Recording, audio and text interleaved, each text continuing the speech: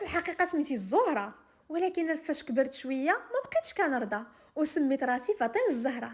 المهم الناس اللي قراب ليا كاملين بزز عليهم انهم يعيطوا لي فاطمة الزهراء، وكان اللي كيعيط لي الزهرة وخا يبقى عام والله لا جاوبته وخا نعرف فيه الموت. عيط لي فاطمة الزهراء كنقول له نعم، عيط لي الزهرة كنقول له قلب على الزهرة تقول لك نعم.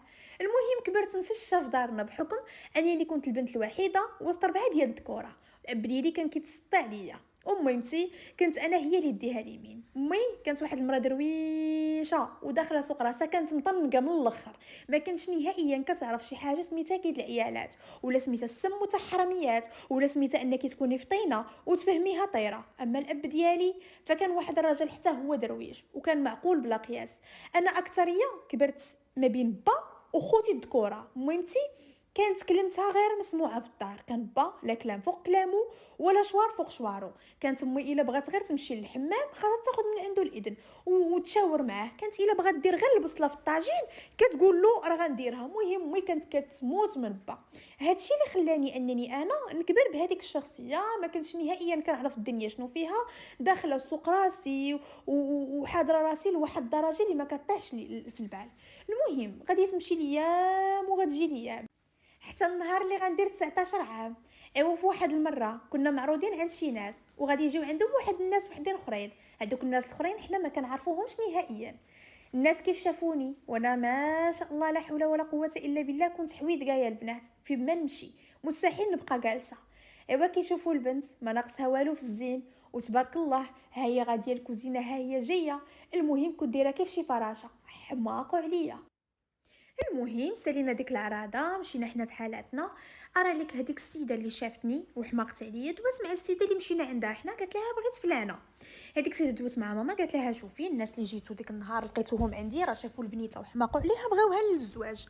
ماما دوات مع بابا قال لها كلمه وحده، البنت مازال صغيره خليها تقرا، اش بغات شي زواج ومسؤوليه من دابا. صافي امي كيف ما قلت لكم هذاك الشيء اللي كيقول با ما كتقدرش نهائيا تناقش فيه. هزات التليفون عيطات للسيده اللي عيطات لينا وقالت لها نفس الهضره اللي قال ليها با. ناض السيده قالتها للناس، الناس بقات كدور بهم الهضره. مهم الدري ما نعرف واش شافني ولا ما نعرف ليهم، المهم لصقوا فيا.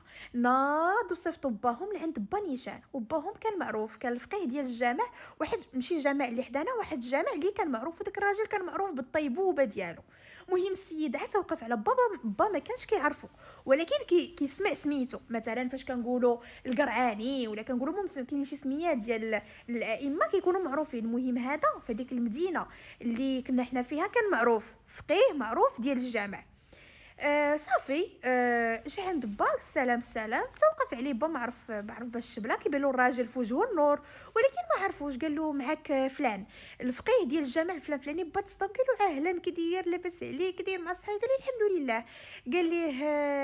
قال ليه راه انا جيت عندك، راه مالين الدار دوا معمرين داركم على ود واحد البنيته، وانا هادي ما انا هادي، وانا سولنا عليكم عرفنا لكم الناس الله يعمرها دار وانا ما كرهتش نتناسب مع زعما عائله بحالكم. با تما مرق كيقول اويلي واش هذا هو اللي جا خطب بنتي وانا ما فخباريش؟ ويقول له الله ودي. قال له مادام الولد ولدك راه البنت بنتكم من اليوم عطيتها لكم.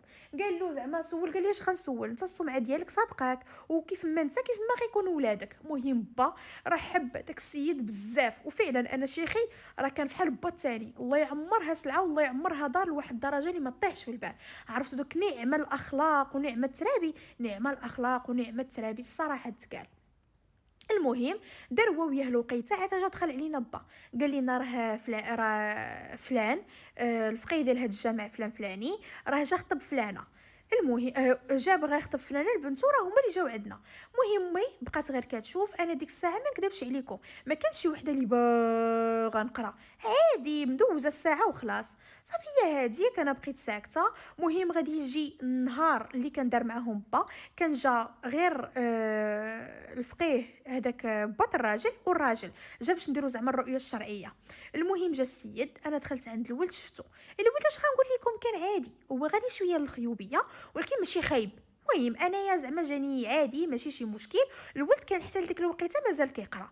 صافي با ما دوا معاه على حتى شي حاجه، يعني با كيتيق في هذاك السيد. وكان قال لبا، با قال لي كلمه واحده، قال لي داكشي اللي تبغي لبناتك بغيه لبنتي. قال لي انا ما غنهضر ما غنتكلم، هذا الولد كان لايق، مرحبا و6000 مرحبا. والراجل قال له مرحبا. صافي